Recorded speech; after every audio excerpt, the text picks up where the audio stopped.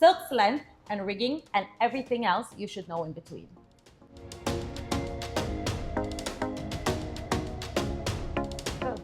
Hi, Aerialist. Yes, like Karina mentioned, we're talking all things silks today. Yes, and we're here with the silks that we just washed, so it's all crazy. It's not organized. It's not done right. So we want to cover how we get it up. Yeah, and you're seeing it from the beginning to the end, from how you'd probably get it in your packaging. So it's not like all laid out for you ahead. Yeah, because when you get your silks, you will get it like this, just like fabric, you know, it won't come. You need to figure out the rigging and everything. But before we get into that, I do want to talk to you about the lengths, because we do have to, there's some things we need to keep in mind. So the first thing is, if you look online, there is a formula that you use when picking the length of your silks, okay? So this formula is, you have to know the height. So from where the ground to where you're going to rig your silks. And for us, that is 3 meters, right? About 3 meters. Yeah, about 3 meters. And then the formula recommends that you multiply that by 2. So if we have 3 meters, then we say 3 meters times 2 is 6 meters. And then they recommend that you add an additional meter or meter and a half to cover the rigging and the tail on the floor. Because we train in 3 meters and less, I think if you are less, I do want to point out some things that are very important for you. So the first thing is that if you're training in a lower ceiling, then using this formula means that you don't have a very long silk and you don't have enough tail for when you are doing more wraps. So you want to use you want to do a splits that is not just a egg beater splits, but you want to have your legs wrapped up in the tail and stuff like that. You will run out of fabric when you are trying to do more wraps. Even if you're not doing drops, even if you're not doing these things, you do find that you run out of silks. And this is our problem that we had with our first silks that we had. This one. Which is now a hammock. Yeah, so we used the formula and we got about, what, 9 meters? Yeah. No, actually we got less. We got like 7 meters or something like that. Yeah, it was very short. And so every time we climb, we do hip key, we wrap around our body once, we're out of silks already, right? We don't have any more tail to do anything else. And so I would recommend that if you are training with something that is higher than 3 meters, you can use this formula. This formula is great. If you are training with less than 3 meters, then I recommend that you think about first what exactly it is that you want to do with your silks and try to imagine. I think, you know, the length of your legs is very important. Yes, for so sure. If I wrap something and try to wrap it on my legs versus if Taylor wraps it, so you have to keep that in mind. So what we ended up doing is we opted to get a silk that is 12 meters. Yeah. Right? So our silk is 12 meters long. But the thing is that because we have so much tail, it's so long, when we are training, when we're adding spin, the tail tends to get tangled up on the floor. So you have to keep this in mind when you're adding length to your silks as well, because when you are training, it might get tangled up and you have to learn how to go about dealing with this. One of the great ways to deal with this, I think, is that if you are spinning in one direction, you can wrap the tail in the opposite direction and spin so the tail unwinds, right? Or you can also consider going up without spin and then adding spin when you already have your wraps on.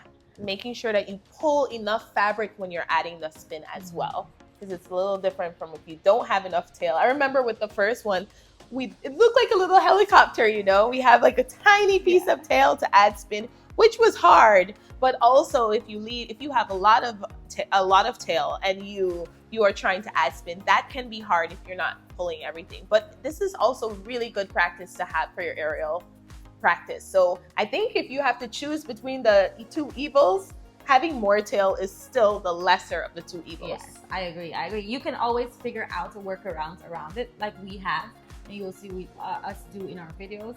But if you don't have enough tail, then you're limited by what you're able to do with the silks, with the fabric that you have. Okay, so now that we've covered that, we can get started. Okay, so we're getting started. The first thing we have to do is open up our silks. And when we open it up, we'll see that because of the way our silks is, we have two different directions, right? So our silks is dyed in a way that I can know that we need to have yellow and orange at the end, okay? So what you will do is one side, you're going to take it and you're going to open it up and crunch it up together. So bring all of it together. Good. Bring all of it together. And once you've done this for one side only, you're going to hold it. This is going to make sure that when you're rigging your silks, you try to keep it even, because a lot of times you rig your silks and then you realize it's uneven and you have more of one side, it's a little twisted, and we don't want that to happen. So you hold on to it, and now you're going to smoothen it out. And I'm going to use a lot of space to do this. So I'm going to smoothen it out and let it out, and slowly smoothen it out and let it out, so as to make sure that the fabric is going they're going together. I'm not ending up with twisted fabric. I'm just the assistant. Yes, Taylor is doing the heavy lifting for the silk. The heavy lifting. Yes. Karina did the heavy lifting for the hoop. Yes. Okay, so we're pulling this. So the guy's gonna be short. Pulling this. Okay, pulling this. And this is a lot easier if you have two people. I know Taylor is looking at me right now, but now I'm gonna need her help. Oh yeah, I'm useful. I am a useful gal. So here you see now I get to the bottom, the end, they are together. If I didn't take my time to do this, then I will end up with the ends looking something like this, with some piece longer and some pieces shorter. So because I took my time to pull them out, now they're all together, just like the other side. So now I'm going to bring the two sides together, and Taylor, you hold and help me to find the middle on that side. If it's just you, you have to do this. We're going and coming back. No, you just put it. Cool. I'm just trying not to get too close to the camera. Yeah. Okay, we're good. Okay. So that's the middle. Okay. So now I'm coming back, and now it's time to put it into our figure eight. So we already found the middle of our silks. Now we're going to take our figure eight, and we're going to start by inserting the middle of our silks into the figure eight at the bottom hole, so the big hole at the bottom. And we're going to pull it a lot, and then we're going to separate the poles and bring it through.